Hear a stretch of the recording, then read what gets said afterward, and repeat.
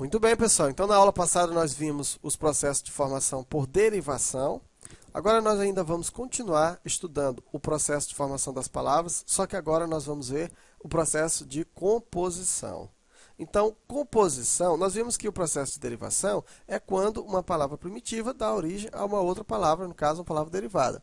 O processo de composição, pessoal, é o processo por meio do qual se criam novas palavras pela junção de palavras ou de radicais já existentes. Então, nós temos, por exemplo, o processo de composição por justaposição. O que é o processo de composição por justaposição? Ocorre quando as palavras se juntam sem que haja alteração mórfica nelas. Por exemplo, ó, eu tenho a palavra gira, né, o verbo girar, e tenho sol. Quando eu junto essas duas palavras, dá origem a uma terceira, que é a palavra girassol. Então, veja, a palavra girassol é formada do verbo girar, né, na terceira pessoa, no caso do singular, mas o substantivo sol. Então, eu formei a palavra girassol. E observa que não há perda. Não há perda no caso dos seus elementos mórficos. Eu tenho, por exemplo, a palavra passa, mais tempo, olha só, eu junto e formo passa-tempo. Então, eu tenho o verbo passar e o substantivo tempo. Então, formei duas palavras e dei origem a uma outra. Isso é chamada de composição por justaposição. Beija mais flor dá origem a beija-flor. Sempre, né, mais viva vai dar ideia a sempre viva. Ponta mais pé dá origem a ponta-pé. Obra mais prima vai dar origem a obra-prima. Porco mais espinho dá origem a porco-espinho. Vai com vem dá origem a vai-vem. Vara mais pau dá origem a vara-pau. Guarda mais chuva dá origem a guarda-chuva. Eu tenho mal mais o me mais o quer dá origem a mal me quer. Deu para entender? Então, observa aqui, ó, todas essas palavras foram formadas. Eu pego uma palavra, pego outra palavra e simplesmente junto as duas. Então, esse é um processo por justaposição. Não há perda, né, nos seus elementos mórficos. Ó, observa que fica tudo... A única coisa que acontece, deixa eu ver se aqui tem alguma... Não, aqui nesse caso não houve nenhuma palavra que você pode... Aqui no sol existe, aqui, ó. Eu tenho girassol, pessoal, ó.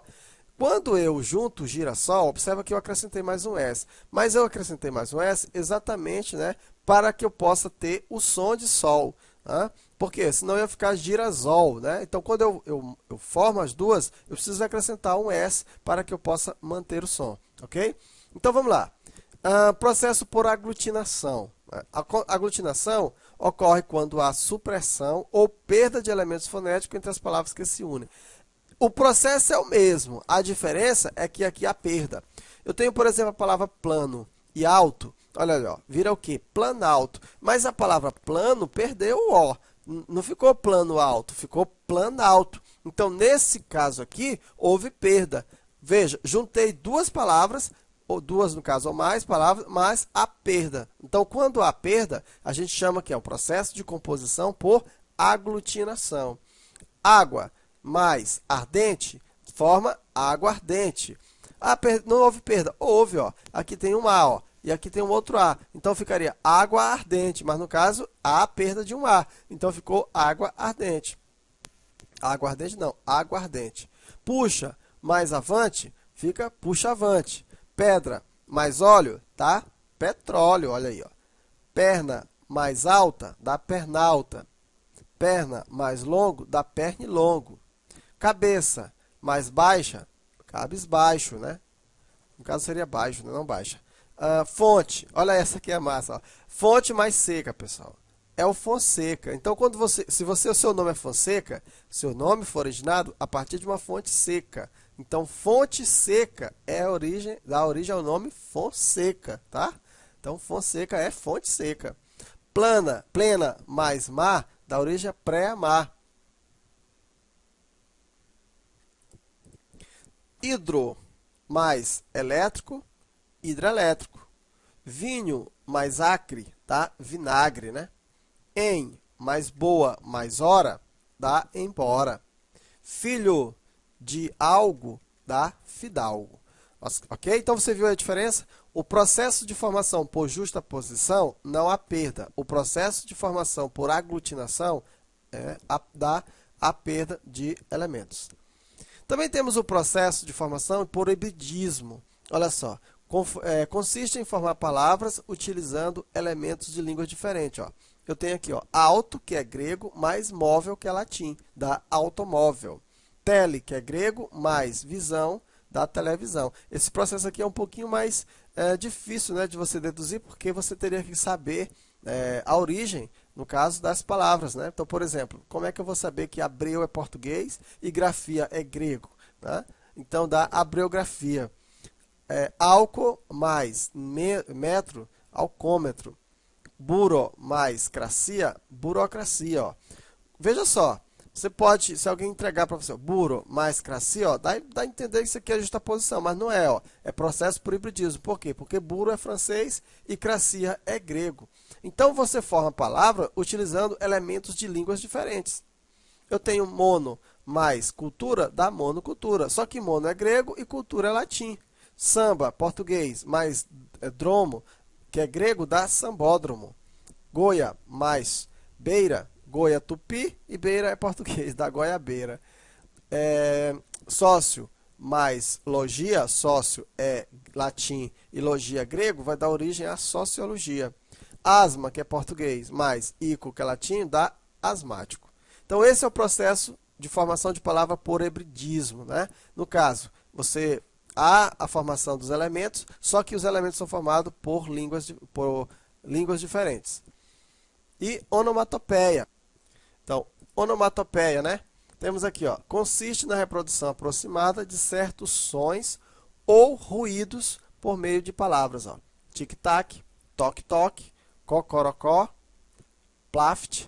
Né? Você tenta aproximar os sons ou ruídos por meio de palavras, né? Sons da natureza, sons de animais, zum-zum, catapimba, tini, toque-toque, bum, arrulhar, grunhir, latir, au-au, zaz, piar, rosnar.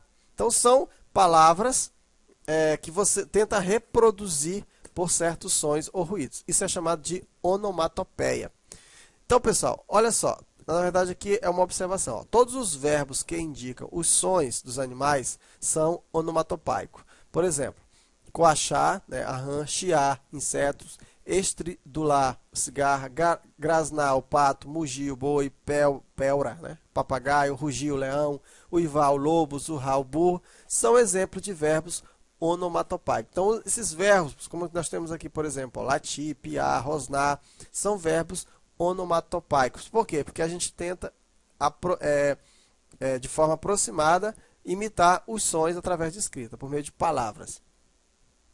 Temos aqui também, pessoal, o processo de formação de palavra por abreviação ou redução. Consiste na redução fonética de uma palavra ou expressão. Ó.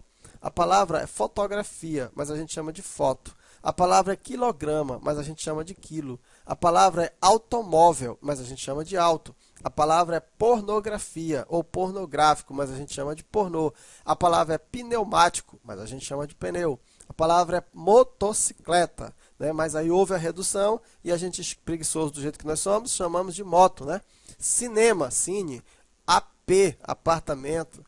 Extraordinário, extra. Zoológico, a gente chama de zoo. Metropolitano, a gente chama de metrô. José, a gente chama de Zé. Então, esse processo de formação de palavras é chamado de abreviação ou redução. E para finalizar, nós temos a sigla. Né? Sigla é a abreviatura formada com as letras iniciais das palavras de um nome ou título. Ó. USP, Universidade de São Paulo. IBOP, Instituto Brasileiro de Opiniões Públicas e Estatísticas. OEA, né? Organização dos Estados Americanos. ONU, Organização das Nações Unidas. CLT, Consolidação das Leis Trabalhistas. MEC, Ministério da Educação e Cultura, e CEP, Código de Endereçamento Postal. Então, são exemplos de sigla. Então, com isso, nós aqui estudamos o processo de formação das palavras, as estruturas e a formação das palavras. Esse assunto você vai aprender melhor, né, nos exercícios, porque lá nos exercícios a gente vai mostrar muitos outros exemplos, beleza? Então, até o próximo módulo.